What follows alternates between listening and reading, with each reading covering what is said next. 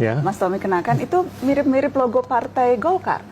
Saya kira Pohon bukan dari Partai Golkar, tapi ini adalah memang Golkar yang asli. Itu terlahir di Partai Berkarya. Golkar asli? Iya. Jadi yang Partai Golkar sekarang itu palsu? Bukannya palsu, tapi kalau mereka ada yang asli, ada yang palsu berarti? menjalankan menyimpang daripada semangat Partai Golkar semangat Golkar yang aslinya, Partai Golkar sekarang ini.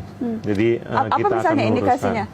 Ya, untuk berpihak pada rakyat, bahwa setiap pembangunan itu harusnya berpihak pada rakyat kebanyakan, artinya rakyat yang makin miskin sekarang ini itu harusnya lebih diutamakan untuk diperhatikan, bukan dan itu yang sudah melenceng dari Partai Golkar menurut Anda? Ya, antara lain. Dan untuk ketatanegaraan kita punya MPR, Majelis Perwakilan Rakyat, tapi tidak punya wewenang yang sebagai lembaga tertinggi lagi, seperti membuat TAP MPR pun tidak punya wewenang lagi.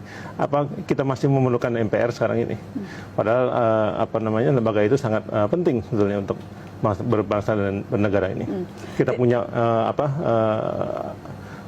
wakil-wakil sebagai DPD di sana 150 orang. Apa tugas mereka? Itu kan hal yang tidak produktif. Kembali ke tadi Mas Tommy, jadi berarti ini kesengajaan memang, karena ingin mengembalikan hitah Golkar sebenarnya. Kesengajaan dengan logo yang mirip, itu sesuatu yang...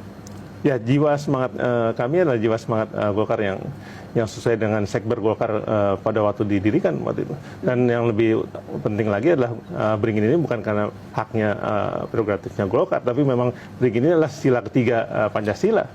Itu yang kita persatuan Indonesia itulah yang kita junjung tinggi di sini. Dan di sini ada rantai juga. Rantai adalah kemanusiaan yang adil dan beradab, untuk gimana kita bisa mengedepankan nilai-nilai kemanusiaan. Apakah ini juga masuk dalam strategi politik partai untuk kemudian mengambil pangsa pasar Partai Golkar yang merupakan minimal di 2014 partai pemenang pemilu kedua? Saya rasa bukan pangsa pasarnya mereka saja, tapi yang betul-betul peduli dengan keadaan berbangsa dan bernegara inilah yang kita ajak untuk bergabung bersama untuk memperbaiki keadaan yang tidak lebih baik ini. Seperti zaman Orde Baru dulu, bahwa 98 itu sebetulnya waktunya tinggal landas. Sekarang udah 20 tahun reformasi. Kita nggak pernah dicanangkan atau diberitahukan oleh pemerintahan manapun di reformasi ini yang mengatakan bahwa kita akan menjadi negara maju tahun berapa atau bagaimana caranya dan sebagainya. Apalagi kita selama reformasi ini tidak punya lagi GBHN, tidak punya lagi pelita-pelita yang harusnya untuk menjadi acuan-acuan kerja pemerintahan yang ada.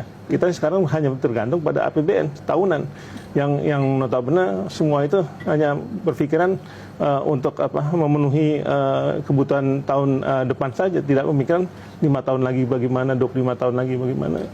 Gimana kita bisa menjadi negara yang berdaulat, adil dan makmur kalau kita tidak punya target-target yang